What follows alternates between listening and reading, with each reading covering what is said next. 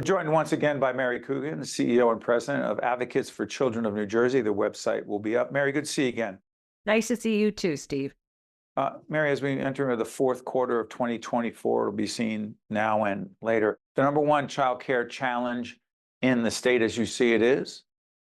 Affordable childcare, in which you have workers who are paid a wage that keeps them at that childcare center. So centers are struggling to find staff that will stay, and parents are trying to find childcare centers that they can afford.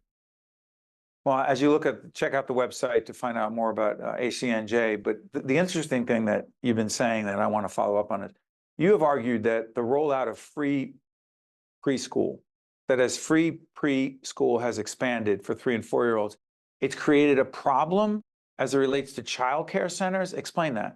Okay, so first I want to say is ACNJ has promoted preschool expansion. We are very supportive of preschool. We just think there's been some unintended consequences, which were exacerbated by, COVID and childcare centers having to close. And then we had, billions of federal dollars coming into New Jersey, which are now gone, right? So as the preschool expands into the suburbs, we are finding that school districts are creating their program at the school, and they are not able to partner with the community providers. So the community providers that have been taking care of 3 and 4-year-olds, naturally, a parent will take their child out of the community provider and enroll them in the free preschool program. And so that's having an unintended consequence. And in fact, of the 20,000 children that had been enrolled in the preschool expansion, only 17% of them as of 2022 are actually in community providers or Head Start programs. Unintended consequences. Even when you're trying to do the right thing, we have to understand that there are consequences. The other thing I want to follow up on, I want to make it clear that Mary is part of the First 1,000 Days Coalition. What is that coalition, Mary, and why does it matter? So the coalition is several of our early learning funders, right? The Terrell Fund, the Burke Foundation, and some of their partners have decided to team together to see if they can address this childcare problem. But they're looking at the first 1,000 days of just prenatal to age 3 and what supports can a new family use to really ensure that they thrive, and recognizing that that period of time is critical development for a child. Let me also disclose, you mentioned the Terrell Fund, an underwriter of our programming. Let me ask you this. The Kids Count, Newark Kids Count 2024 report, I saw an interview you did on NJ Spotlight News. People should check that out, that Mary did. I want you to talk about a couple of the most significant findings in the Newark Kids Count. There's a report that's done on a regular basis about the state of children, of kids. And there's a report that ACNJ, Advocates for Children of New Jersey, did on Newark children. Also, it's in Spanish, which is particularly important. A couple of the most important findings about the state of our children in Brick City, Newark, New Jersey. Please, Mary. Okay, thank you. So yes, this is our first translated Kids Count into Spanish. We've been doing the book since 1997. And part of translating it was in recognition of the increasing population of Latino or Hispanic heritage. So that's like 42%. And we do think that parents have a role to play in advocating for positive incomes for their children.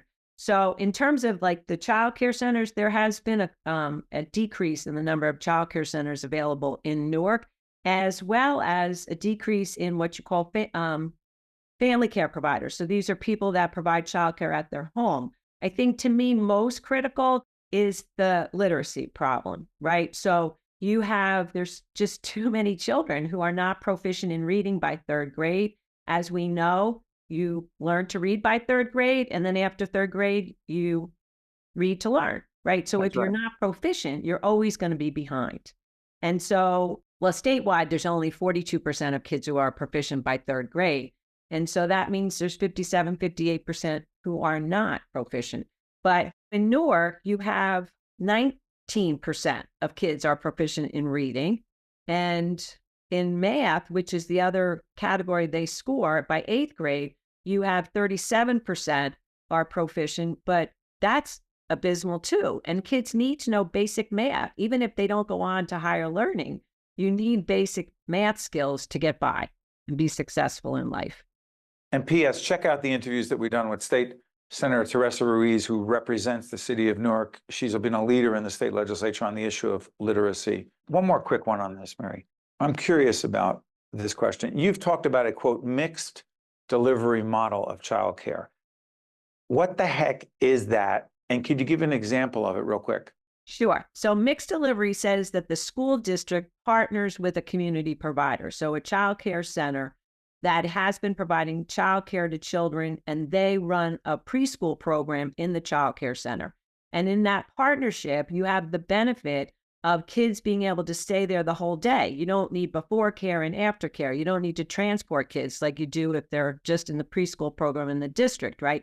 You have parent choice. And so to us, it's very important that school districts partner with community providers. Also, school districts don't have to build more classrooms, right, as we try to expand. So I think it's a win-win, but it definitely helps parents not have to shift their kids. They can have summer care if they continue with a community provider, and holidays when schools aren't open. Final. State support for child care strong enough, in your opinion? No, but either is the federal. It needs to be a partnership. So that is one thing that the First 1,000 Days Coalition is looking at, but really to determine what's the best way to do it. So there's several bills that are pending, which could help, but we do need to view childcare like a public good. It's just like our trains and our roads. It's part of our infrastructure. It is what enables people to go to work, right? And enables people to pay taxes. So we do need to make sure, even though childcare is a business, that it is supported. Mary Coogan, CEO and President of Advocates for Children of New Jersey, ACNJ. Mary, as always, thank you for joining us. We appreciate it. Thank you. You got to stay with us. We'll be right back. At Johnson & Johnson, we're leading the way across the full spectrum of healthcare solutions. By innovating at the intersection of biology and technology, we profoundly impact health for humanity.